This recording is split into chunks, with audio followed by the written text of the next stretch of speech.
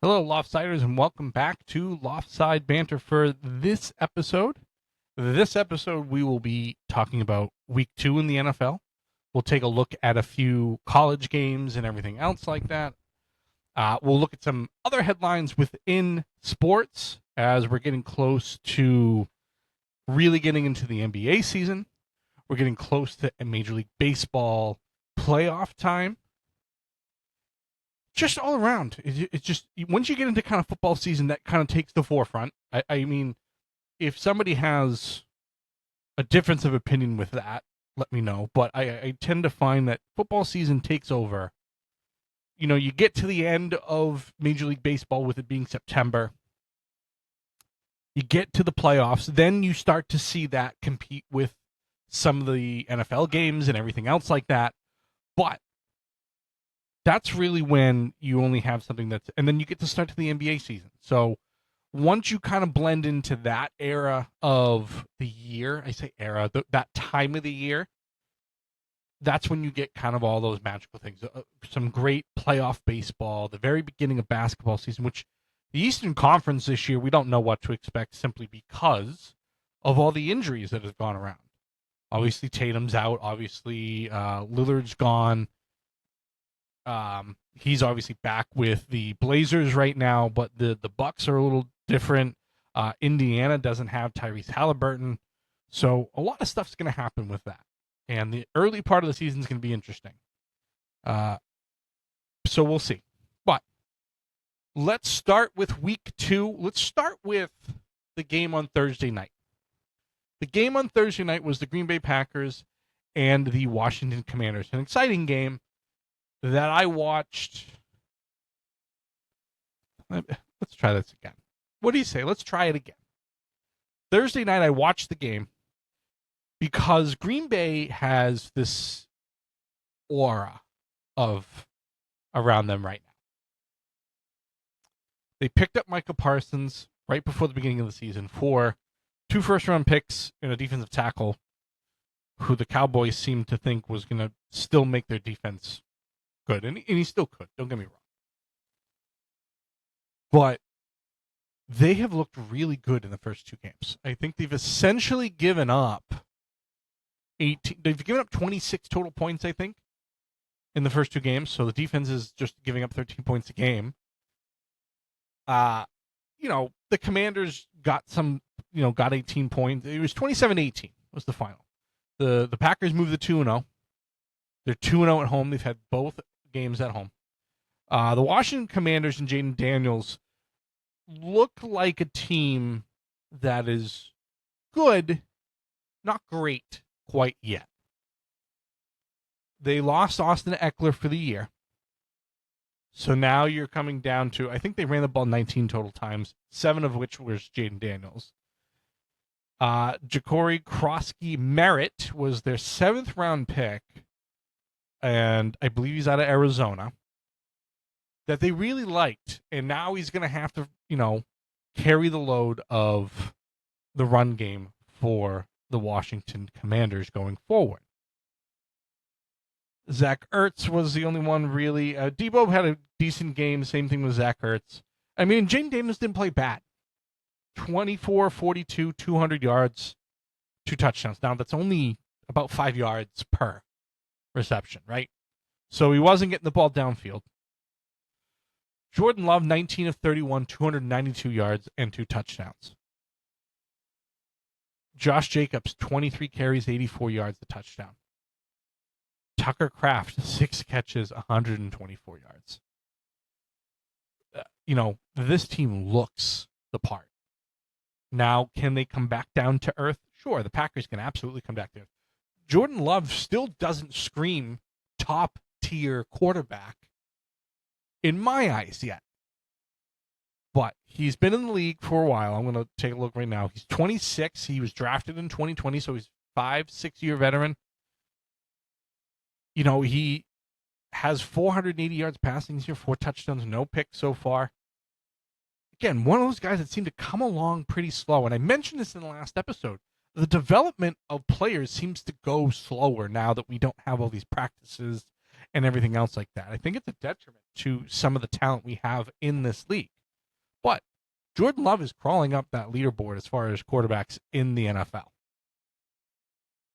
He's looked good. Edgerrin Cooper has looked great on that defense. I'm trying to see if we can see Micah Parsons. He had a half sack. They had 4 total sacks of Jaden Daniels in this game. So the Packers look like they're the best in the NFC, if not the best in the league right now. And again, I think there's still time for them to come back down to earth. The Lions are not going to go quietly, at least that I think. I think the Bears can play better. But and then we don't know what to expect really from the Vikings all that much right now. So it's a tough division that they're in, but they've looked really good, especially at home for these first 2 games. Looking ahead to week 2 for the preview. So as I look at all the games going across the top here of ESPN, they always put the Patriots first because it's my team. I've labeled that on ESPN as my team. So we're going to start with that. Tua has a perfect record against the Patriots, as the Dolphins will host the Patriots in Miami at 1 o'clock. As of right now, the Dolphins are a 1.5 favorite. That's the home field advantage that you normally see. Tua was 14 of 23 for 114 yards. And the last game did not look good. Miami didn't look good. And now Miami, as far as a team, have had issues with Tyreek Hill, getting him the ball, being productive, keeping Tua healthy, all those things. Tyreek Hill is also in a bad spot in his personal life. The Dolphins said this week they have no plans to trade him, and they haven't received any calls for a trade for Tyreek Hill.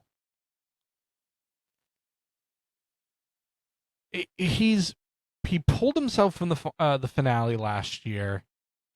He has never really requested a trade, but he's also in trouble with his ex-wife or current wife they're going through a divorce or whatever.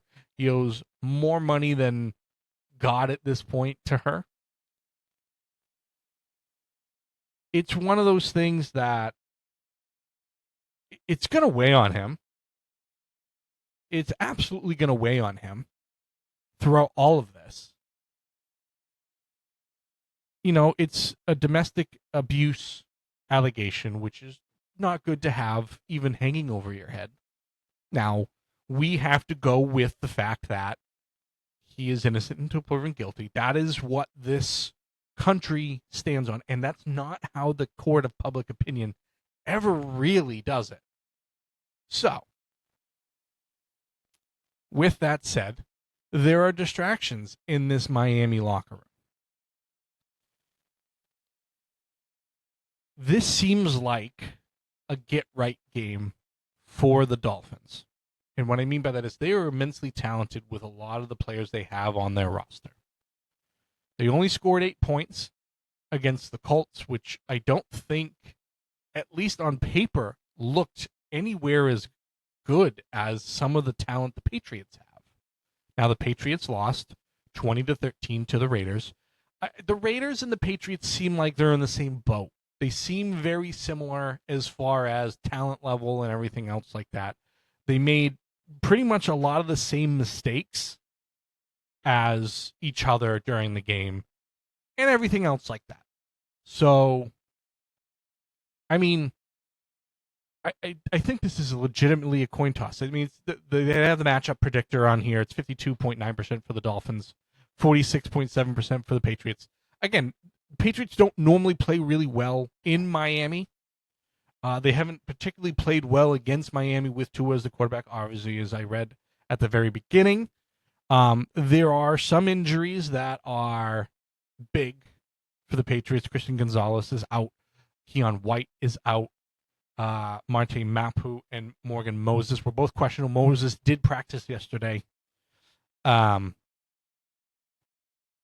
been different moves. Storm Duck is out. Great name for the Miami Dolphins. Austin Jackson out right now. He's on IR and expected to return, but not, obviously, for a little while. This game is going to come down to who makes less mistakes.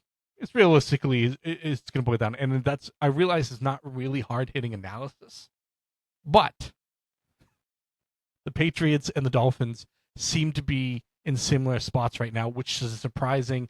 And I'd rather be the Patriots because you're younger. You have a lot more cap room coming out of this than the Dolphins do. The Dolphins are going to have to shed a ton of salary at the end of the year. And with Tyreek Hill making as much as he is, Tua making as much as he is, some of the other players on this team making as much as they are, you're in a tough spot as the Dolphins if you're not productive. And again, I think the honeymoon is over for Mike McDaniel. I think he's done at the end of the year, if he makes it through the year. But I think, and you're going to get sick of me saying, but I think the Patriots pull this one out. I think it's going to be a lot closer. I think it's going to come down to a field goal. So that's what I think for this game. It's tough to pick against the Patriots for me because I always want to do it with my heart. My head says they're probably going to struggle. And again, they're probably going to be a couple wins better than they were last year. Obviously, going up against the Raiders, I had higher hopes. A lot of mistakes, different things like that. But this team, I think, has the ability to grow into a pretty decent football team at the end of this year, instead of kind of backtracking from where they started last year to the end of last year. Next 1 o'clock game, we have the Rams. The Los Angeles Rams will be traveling to Tennessee to play the Tennessee Titans. Rams are I say, heavy favorites, 5.5-point favorites. Cam Ward is still looking for his first win as they have their home opener. Now, Cam Ward was 12 of 28 for 112 yards last game. Not the greatest of first games. Matthew Stafford, who hadn't been in the preseason, all preseason, obviously, 21 of 29 for a touchdown, 249 yards. Still looks like Matthew Stafford. Probably has lost a little bit, but Tony Pollard, 60 yards his first game, and Puka Nacua, 10 receptions for 130 yards. So again, still great wide receiver there. There's just too many weapons on the Rams. There's a few injuries here or there, but J.C. Latham is out. T'Vondre Sweat is out with an ankle injury. Taj Spears, the backup running back, is out for Tennessee. So, I think Tennessee's finishes at the bottom of the AFC South, but I think the Rams come and take this, and I think they probably cover the spread, win by a touchdown or more. So, that's what they have there. Next is the Jacksonville Jaguars, who are 1-0 after beating the Panthers last week, traveling to Cincinnati to play the Bengals, who struggled against Cleveland, winning 17-16. Not something that's a whole lot of confidence in that Bengals team. They are loaded on offense, and they scored 17 points against the Browns. And again, the Browns, I think they'll show up, they'll fight, they'll do all those different things against good teams, but man, oh man, 17-16 for the Bengals is not a good enough win. They are 3.5-point favorites at home. Joe Burrow is looking to get out of the pocket more, and not just kind of stand there as a statue. He wants to be able to move the ball and everything else like that. Something we heard from the end of last game to now. That's what he's looking to do. But Trevor Lawrence threw for more yards. Joe Burrow was 14 of 23 for 113 yards. Again, that's not a Joe Burrow type game. Chase Brown didn't run the ball really effectively. So there's some stuff that they still need to work on offensively. But I think they also win this game at home against Jacksonville. And for the next game on the docket, it will be the Baltimore Ravens at home against the Cleveland Browns. So we all know what happened last week with the Baltimore Ravens. They blew a lead to the Buffalo Bills, lost 41-40 in probably going to be one of the better games this year that you see. So now they're 12.5-point favorites over the Cleveland Browns at home. So they're, I believe it's their home opener. I believe it was in Buffalo the last Sunday night game. This one's at 1 o'clock tomorrow. It's going to be. You've used the term "get right" game, and I'll use it again for another game. But this one is, and not that there was really anything wrong with the Ravens, other than the fact that they blew a lead. So I don't think this is going to be anywhere close. First and foremost, I think this game will probably. I almost expect them to cover at 12.5 to win by 2 touchdowns or more. I almost think that that's probably a real possibility. They have about an 80% chance, according to ESPN, to win this game. Lamar Jackson only threw the ball 19 times last game, which was strange. Joe Flacco, obviously, is the starter, started his career in the Ravens organization, has come back a couple of times with the Browns and has played pretty well.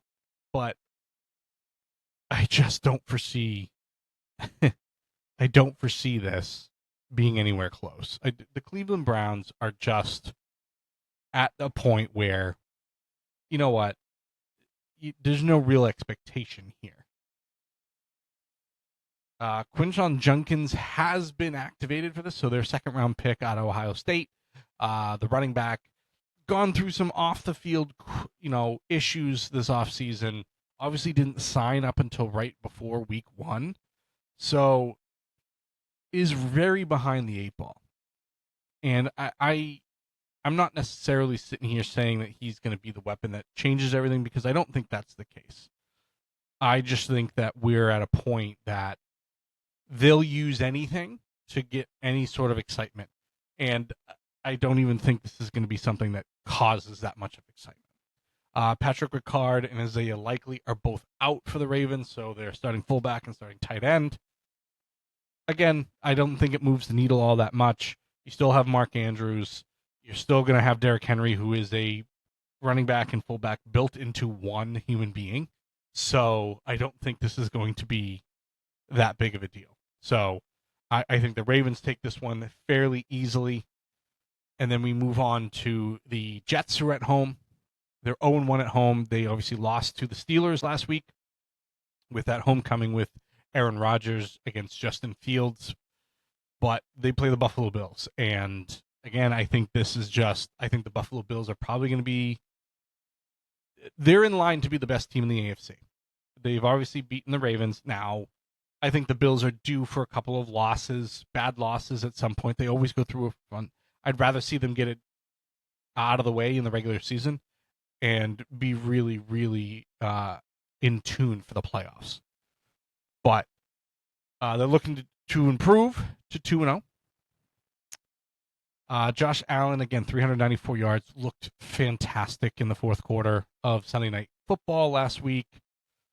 Justin Fields didn't play bad. The Jets as a whole didn't play bad. They were actually in line to be in first place if Buffalo had lost, because they would have had the best point differential, which was -2 in the AFC East. But, I mean, Justin Fields threw the ball really well. They've looked better. I know some Jet fans are a little bit more excited than they were at the beginning of the year, because Justin Fields has shown that he can throw the ball, has shown that he can move the ball with his feet, obviously throughout his career. Still 26 years old. I've mentioned that a couple of times. I just still think there's time for him to really fit in a system. Now, I think he's also a placeholder right now for the Jets. I think the Jets, if they play poorly, obviously throughout the season, and get a high draft pick, they're going to draft a quarterback. But I think Justin Fields he still has time for all this to work out. I just don't want it to work out for the Jets as a Patriots fan. I don't think that's really out of the realm of anything spectacular or anything else like that. I think that's pretty a norm thing for me to say as a Patriots fan. But no real huge injuries that I can see for right now. I think Ed Oliver is going to be out for the game, the starting defensive tackle for the Buffalo Bills, which means Breece Hall gets a little bit more room to run. 19 carries, 107 yards last week. So, maybe his form has come back a little bit. But the Bills are 7.5-point favorites. I think they probably win by more than 10. in this game. Moving on to we're moving on to the most difficult game to watch this weekend. And it's going to pain me as part of it because it involves the Saints, which everybody at this point should understand is they're going to have a difficult year. And the reason why I say this is a little difficult of a game to watch is because they're playing the San Francisco 49ers. And you may be sitting there going, well, San Francisco, they have this, they have that, they have some exciting players. Brock Purdy's out, which means Mac Jones is the starting quarterback. Through the last few years of his Patriots tenure to the time he had to play last year for Jacksonville when Trevor Lawrence was out, Mac Jones has looked awful. And almost every time he takes a snap, it's an adventure with him. And there were rumors coming out from the Patriots. Somebody reported that Bill Belichick wanted to keep Matt Patricia as the offensive coordinator, and Robert Kraft said no. But they had to change and get a different offensive coordinator. Then there was rumors that Mac Jones wasn't taking the teachings or wasn't whatever from Bill Belichick, and that Bill Belichick just stopped talking to him. And then they stopped coaching him. And then they named Gerard Mayo the coach in waiting, and that Bill Belichick stopped talking to him. And he was the defensive coordinator, de facto defensive coordinator that year. This is back in 2023. So there was a lot of mess. And do I believe that Mac Jones was stopped being coached at that point in time, and that's where the regression kind of came from? No, because I think he started regressing before that. And I don't know if it's that he wasn't accepting coaching or Bill Belichick stopped coaching him or whatever the reason is. Mac Jones has not been a good NFL quarterback. And I say that from a Patriots fan point of view to also seeing it in a different franchise. Seeing it last year with Jacksonville, seeing that he struggled there. San Francisco's still 7.5-point favorites, and who knows what can happen in this game. You still have Christian McCaffrey. Ricky Pearsall looked great in the debut. You still have offensive weapons that can get you up and down the field, but I think you're going to be leaning on Christian McCaffrey. I think you're going to be leaning on the defense to hold. Again, not a great Saints offense. They scored 13 points in their loss to the Cardinals last week. Spencer Rattler, 27 of 46, 214 yards. He's in a difficult spot. He's the best of a bad group. And it's obvious that they're really probably going to get the number 1 overall pick. And that they're going to use it on a quarterback, whoever that is. At least from this point of view, it's not going to be Arch Manning next year. He hasn't looked good in the games that he's started this year in college for Texas. I think Arch Manning will be fine, but he hasn't looked good. So whoever they're thinking that they're going to get or thinking that they can make a move for or whatever the case may be for the Saints, they may grow and may get better throughout the season. They still have Alvin Kamara. They still have Juwan Johnson, Cam Jordan, Demario Davis. They have pieces. It's just they're just not.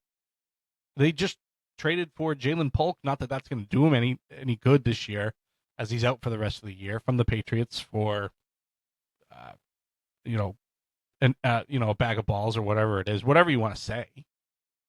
So they're trying to get young players in here that have high upside, because Jalen Polk still has upside. He just unfortunately wasn't great for a bad team last year. Now Mike Vrabel wants to move on and do different things, but the Saints end up picking him up. I think the 49ers still get the win because they still have better players overall. And I think the defense is really going to wreak some havoc on the Saints offense. So that's what we'll go with that. We'll move on to the Dallas Cowboys and the New York Giants. Cowboys are 3.5-point favorites. I think they cover that, especially with the fact that Russell Wilson is starting again. Russell Wilson is past it. I don't think anybody's really going to disagree with that. Maybe Russell Wilson will disagree with that, but he's past it. I think you're going to see Jackson Dart earlier than what probably the Giants are comfortable with, but Brian Daboll has to do something to save his job. Dak Prescott and the Cowboys looked decent against the Eagles last week. Only lost by 4, kept it a very close game. Have pieces in place. Dak stays healthy. The Cowboys look all right. CeeDee Lamb stays healthy. Javonte Williams scored 2 touchdowns. You really don't need him to do more other than the fact give you a red zone running game. I mean, if you're expecting him to come out and run 100 yards every single week, you're in trouble. If you can get him to get you decent yardage on first down, second down maybe, and then in the red zone give you a viable option to get into the end zone, that's all you need him for at this point. Injuries. Deron Bland is out. He was the starting quarterback for the Cowboys that got that big deal, a big extension during the week or during middle of last week maybe. So he's out. Again, I don't think it turns the tides, anything, moves the needle, as I've said a couple of times. But I think the Cowboys cover. And not only do they cover, I think they're probably going to win by more than a touchdown. It's just what I think at this point. A couple more 1 o'clock games. The Bears go on the road to face the Detroit Lions. This is a get-right game for the Lions, and the Bears are probably the right team to have this. And Bears fans are looking at this after a late Monday Night Football game, short week for them, where Caleb Williams, again, there are questions of whether he's the guy for the Chicago Bears. 21 of 35, 1 touchdown, 210 yards. No mistakes as far as interceptions were concerned, but he was very inaccurate. And you could hear Troy Aikman during Monday Night Football basically making the argument like he's not close, he's not this, he's not reading the field, he's not doing this, he's not doing that. So Caleb has the pieces in place now. Ben Johnson is their offensive guy, and now we're talking 1 week in, and again, overreaction after the first week. We all know this. But the thing that we as fans can see is that there's been no improvement, at least yet. No improvement from Caleb Williams. So out of Caleb Williams, Jaden Daniels, and Drake May so far, Jaden Daniels is by far the best prospect. By far. They're not even in the same stadium, same stratosphere right now. The thing with May is you're seeing little tidbits of improvement throughout last year, even in week 1. With all these different things, you haven't seen Caleb Williams improve all that much. The bad passes last week, I think he led the league with how many passes were I forget the official stat, but it was how many passes were not within a certain radius of his wide receivers or considered on target. And it was like 30% of them. So 1 out of every 3 passes he threw, so 35 passes, basically 11 of those passes were essentially not on target. So, I mean, he led 6 carries, 58 yards. Again, if you're hoping that he wins games with his legs, in trouble. Let's see, a couple of guys out for the Bears. Nobody really no Xavier Carlton out for a little while. Taylor Decker, I believe, is probably going to be out. He's questionable right now. Maybe he is going to play. And then the other one is Kirby Joseph, the safety. Two bigger names there for the Lions. But again, Lions are 5.5-point favorites. Probably win by more than a touchdown. They're probably pissed off after week one and the performance they put in against the Packers, who look like they have passed them for the division as of right now. So, this team, I think the Lions probably come out and probably more than a touchdown. Again, the Bears, I hope they improve throughout the year.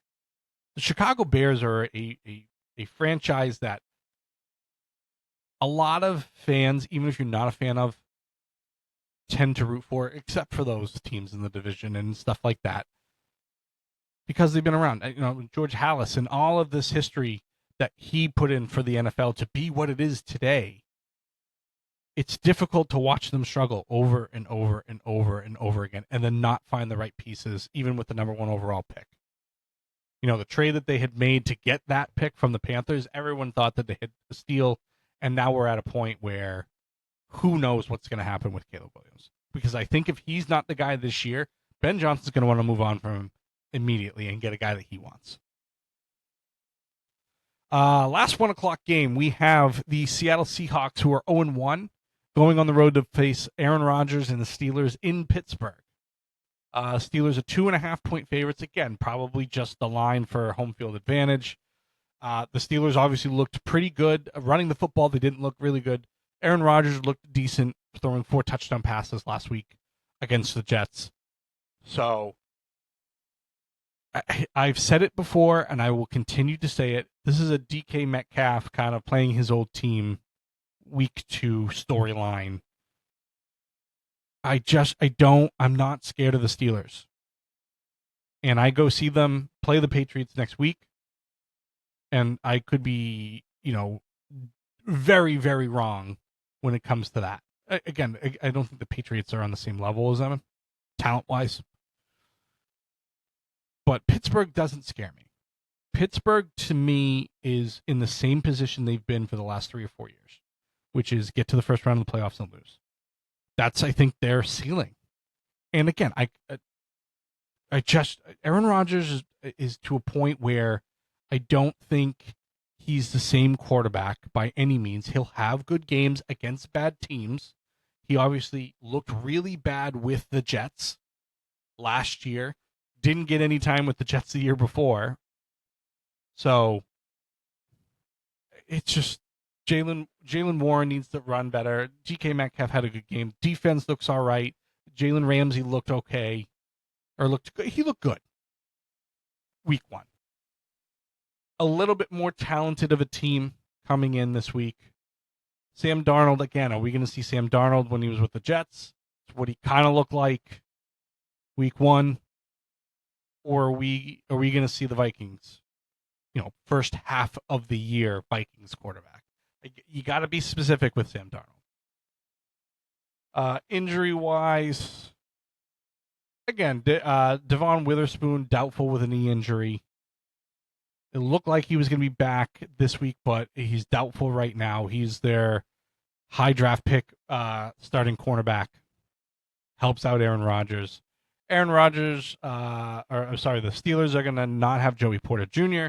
They're not going to have Malik Harrison, and they're not going to have Derek Harmon, their first-round pick. Deshaun Elliott is also out with an MCL injury. He was their starting safety. They went out and got Jabril Peppers. Again, a move that I don't think is a bad move. Gives them veteran leadership. Jabril Peppers still has some stuff left in the tank. And then week 3, when they play the Patriots, he'll have all the, behind-the-scenes stuff. So it's a great move for the Steelers there.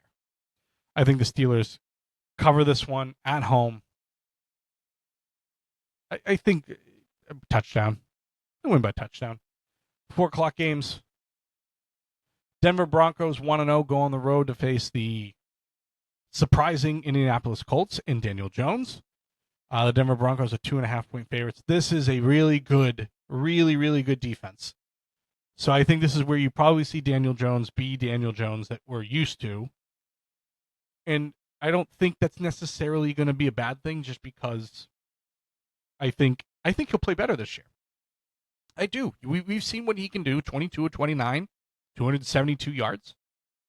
He looked good with an offensive line that could keep him upright.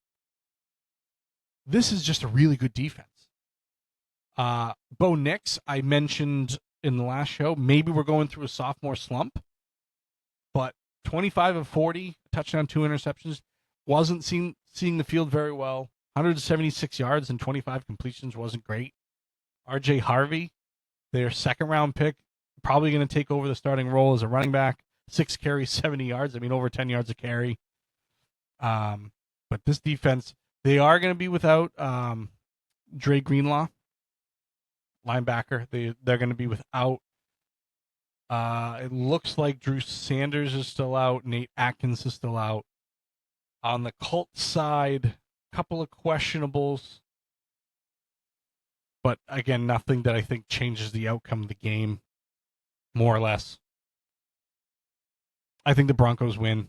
I think the Broncos win by probably more than a touchdown. I think Daniel Jones is going to struggle a little bit this week. But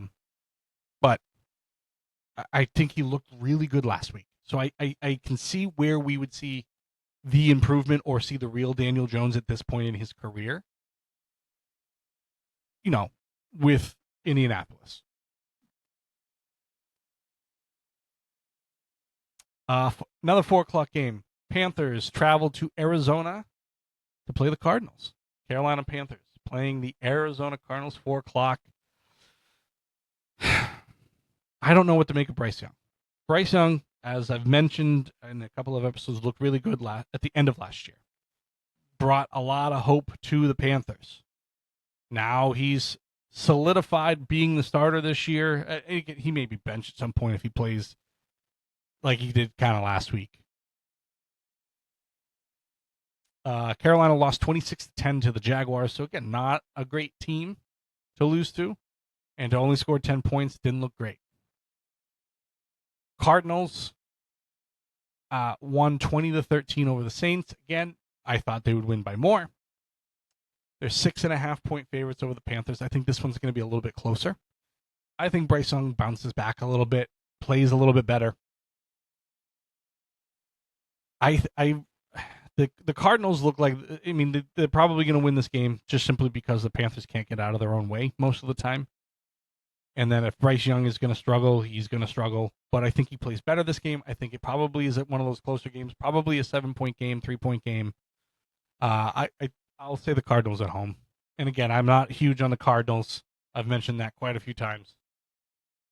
The top billing for 4:00 games will be the Philadelphia Eagles traveling to Kansas City to play the Chiefs, a Super Bowl rematch.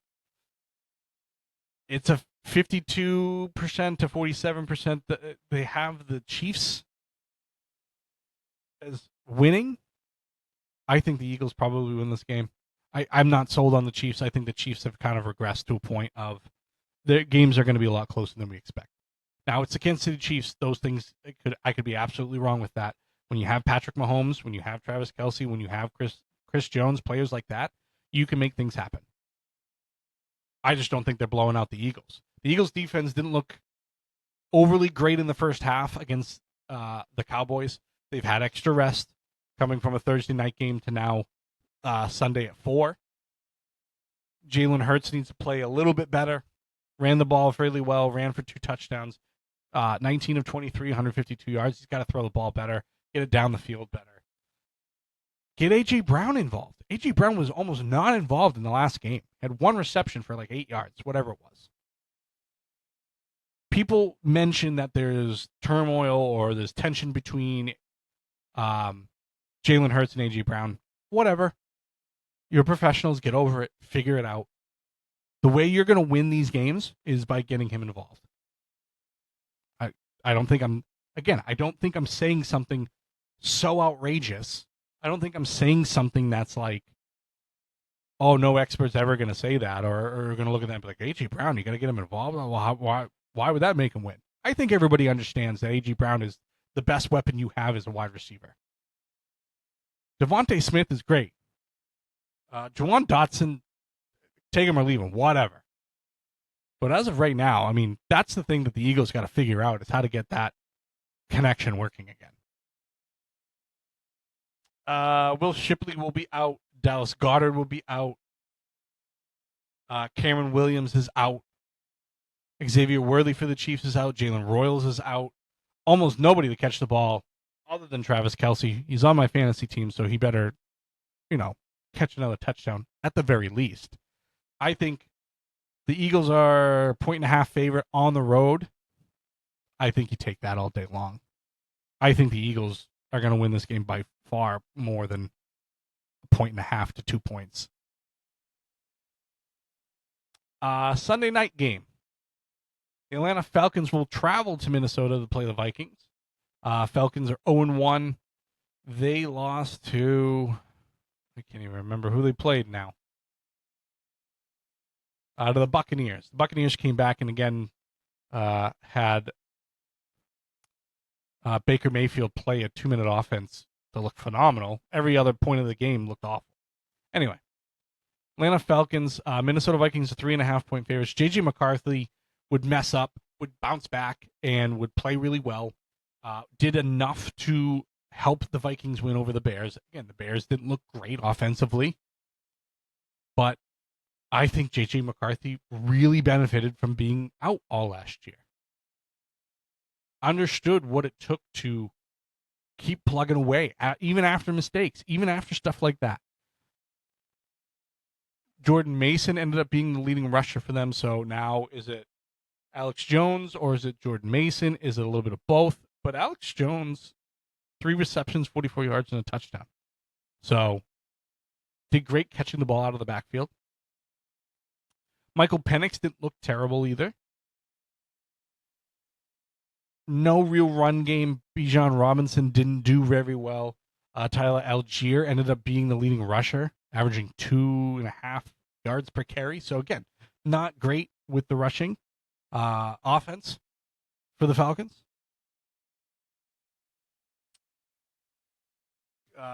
The bigger injuries here, the bigger things here are the injuries for the Vikings on defense.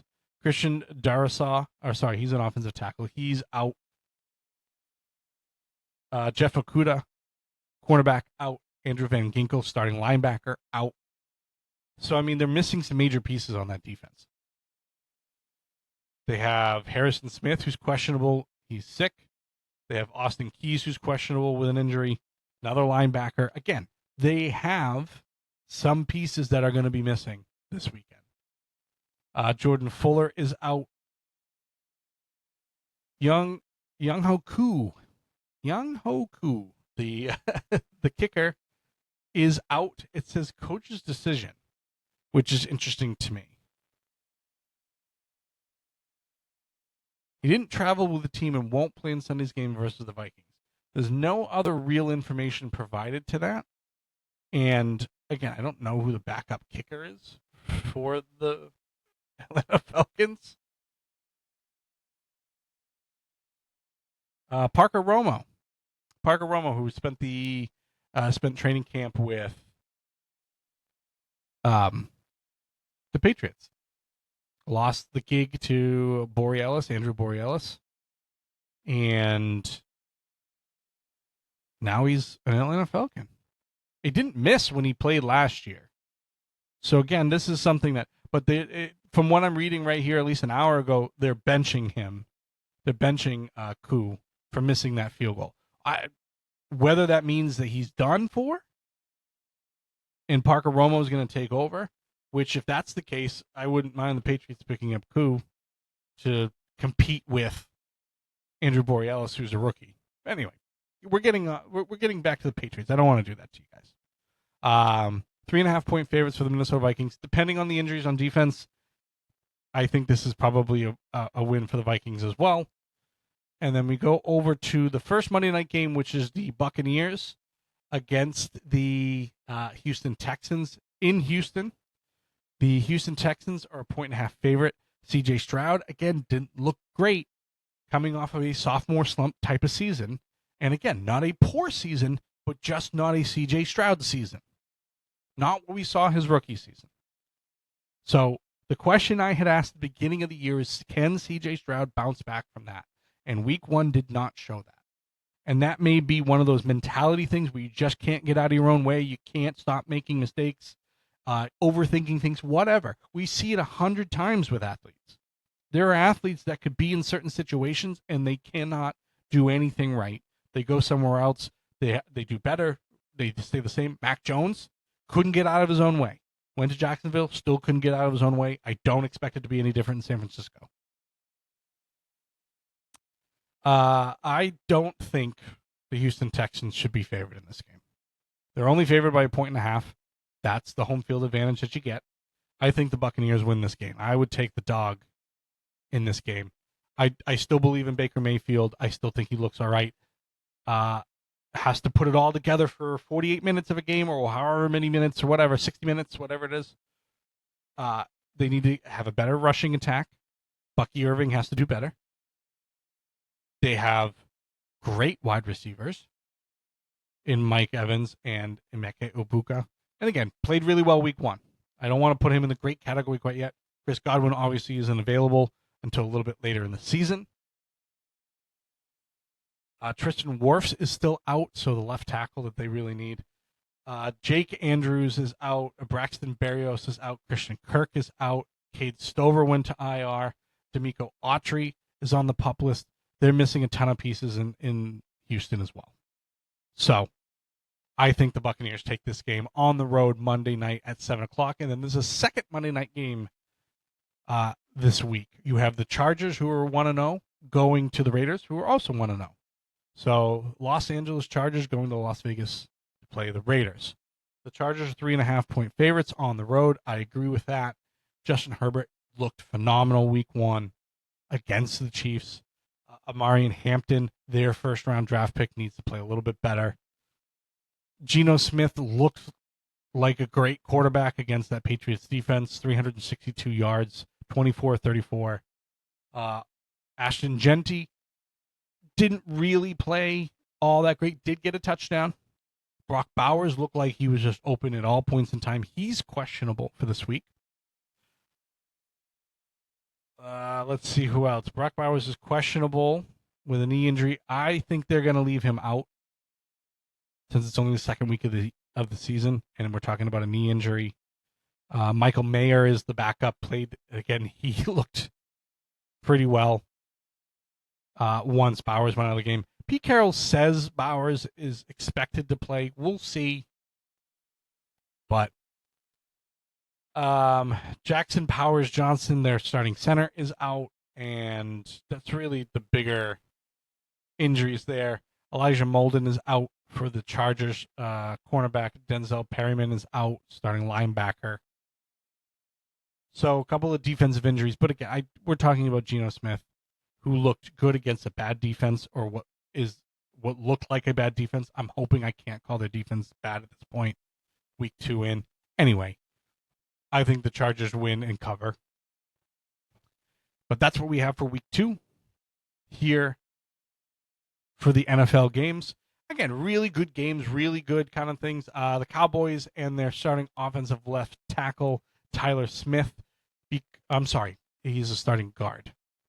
He becomes the highest paid interior lineman ever in the history of the NFL, signing a 4-year, $96 million extension.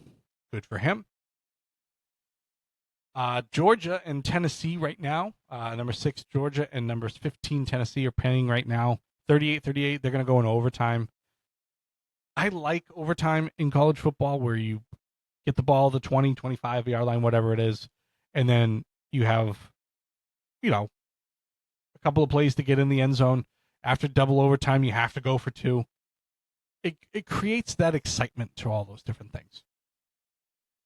Some other news that we'll see, Commanders running back Austin Eckler out for the year with an Achilles injury.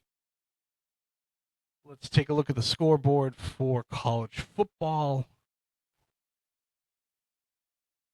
Full scoreboard. Let's take a look at the top 25 while we're here. Ohio State just started against Ohio. Penn State 52-6 over Villanova. Oregon, number 4, Oregon, 34-14 over Northwestern. Georgia Tech on a last-second field goal beats Clemson, sends Clemson to 1-2 and 0-1 in the ACC. So we may see where Clemson has now fallen off that top-tier team. And again, I think they've probably been teetering the last couple of years. Oklahoma beat Temple. Alabama looked really good against Wisconsin, winning 38-14. Michigan, with their interim head coach, who did wear sleeves today, 63-3 over Central Michigan. Again, not a surprising outcome there. Auburn 3-0, beating Southern Alabama 31-15, and Missouri 52-10 over Louisiana. So that's your college football kind of update right now. If I go and take a look at Major League Baseball, the Tigers, Tarek Skubal looked like he left the game injured. They say everything's okay. Again, probably the front runner for the Cy Young. The Yankees beat the Red Sox today 5-3. That's the second win in a row for them. And I believe they're 2.5 games up now on the Red Sox for second place in the AL East. The Blue Jays still hold first. What else we got? Anthony Rizzo. Anthony Rizzo is retiring, and he just went to the Chicago Cubs in Wrigley Field and celebrated with them there during a retirement ceremony. Judge slugged his 362nd home run to pass Joe DiMaggio, which is he's done it fairly quickly. Actually, very, very quickly. I shouldn't say fairly quickly. Very quickly. Taking a look at some standings here. Yes, so the Red Sox are 5 games out of first place. The Yankees are 3.5, so game and a half out. Tigers still hold first place in the AL Central. The Seattle Mariners have now tied the Houston Astros for first place in the West. The National League, we have the Phillies 12 games up on the Mets. Mets have lost that division at this point in time. The Milwaukee Brewers are 6 games up. They went on a tear right after the All-Star break. They've played very, very well. They're only 5-5 in the last 10 games, but so are the Cubs, who are in second place. The Dodgers are 2.5 games up over the Padres. They were tied not too long ago. So, wild card standings. The Yankees are 3 games up, and the Red Sox are only half game up on the Houston Astros. So the Red Sox are dangerous of dropping out of the wild card as well. And again, we've been up and down with this team all year. Injuries right now, and again, I'm not using that as an excuse for the Red Sox, but Roman Anthony's out. Their bullpen's kind of gotten a little bit banged up, but they've lost 3 in a row. National League, you have the Cubs that are 8.5 games up and the Padres that are 4.5 games up. The next closest teams are the San Francisco Giants and the New York Mets. So I think those teams are pretty secure in that area of being the wild card teams. But that's your baseball kind of update. And one of the things that I wanted to touch on today for this show was, again, some people seem to forget the fact that athletes and everything else, professionals and everything else, as I lean back and comfortably in my chair like I'm going to say something profound, I don't think I'm going to say anything profound. I think this is fairly easy to understand. We saw during the Buffalo game against the Ravens a fan wearing Buffalo gear reach over after the Ravens had scored a touchdown and push one of the wide receivers. I can't remember which one. He pushes their helmet away, and not in a vicious way, but shoves them a little bit away. Lamar Jackson was the person right behind him, and the fan did the same thing to Lamar Jackson, which then Lamar Jackson reacted and pushed the fan, and again, not viciously, but enough to get, hey, don't put your hands on me. Lamar Jackson came out and apologized and said, hey, man, sorry for that, but, keep your hands to yourself. The fact that this athlete has to say this in an interview, that, hey, keep your hands to yourself, is something you learn in first grade. I mean, probably younger than that, right? Don't put your hands on other people. We're at a point where there's a lot of things scary in this world, and we've seen it through the news over the last couple of days, and I'm not going to get into that. This is a sports podcast. But the fact that we still haven't learned as a collective group to keep your hands to yourself, athletes or people walking down the street or whatever the case may be, is kind of pathetic as far as us as human beings. And nobody's perfect. I understand that. I understand nobody's perfect. But, if we can't all understand the first basic rule of we're here to watch these guys perform, men, women, athletes in general, to perform all these great feats that we can cheer about, and we can build a camaraderie with people and everything else there. We can hate the same teams. We can enjoy cheering for the same teams, whatever. But we still haven't figured out that we just need to not touch the athletes. And there are different things that happen. There's the Lambeau Leap for the Packers. Again, a home game for the Packers, all that stuff. We've seen opponents do it because they've said strictly, hey, we just want to do a Lambeau Leap. And, we've seen popcorn thrown at people. We've seen drinks thrown. We've seen bottles thrown on fields before. All this different stuff. But we seem to have just completely still forgotten all this. People will look at it and go, well, I pay the money. I should be able to cheer and be able to do that. It doesn't give you the right to touch somebody. It doesn't give you the right to throw something at somebody and all that different stuff. We've seen what can happen when athletes snap, as, the Malice in the Palace. And we've seen clips of Terry O'Reilly for the Bruins going over the glass at somebody with his own shoe and stuff like that. Let's just enjoy the games. Yes, you want your team to win. Every week, you want your team to win. You want to get in an opponent's head. You want to boo them. You want everything else. Have at it.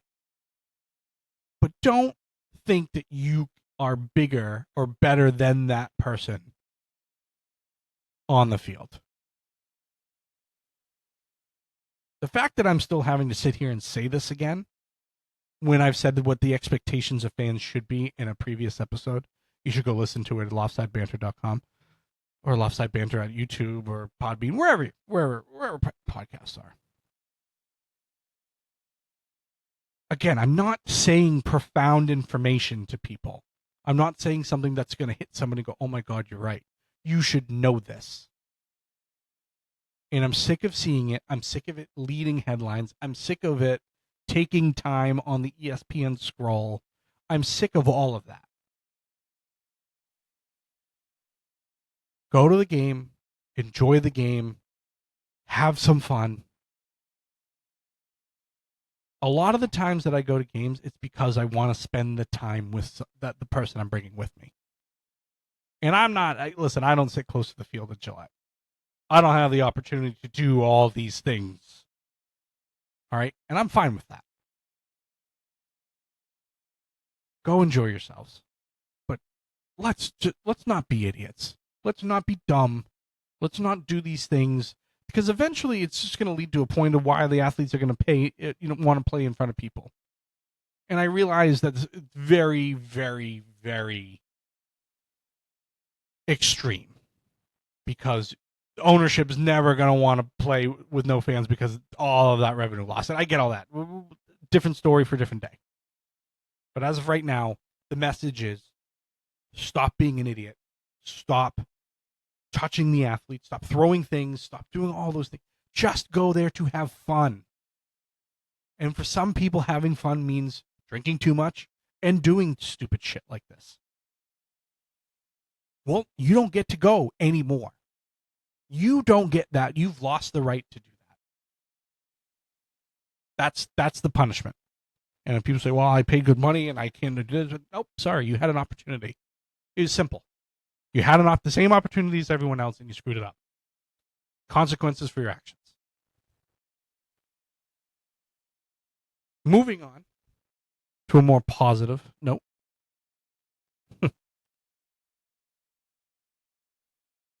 Please visit us at loftsidebantr.com. That's loftsidebantr.com.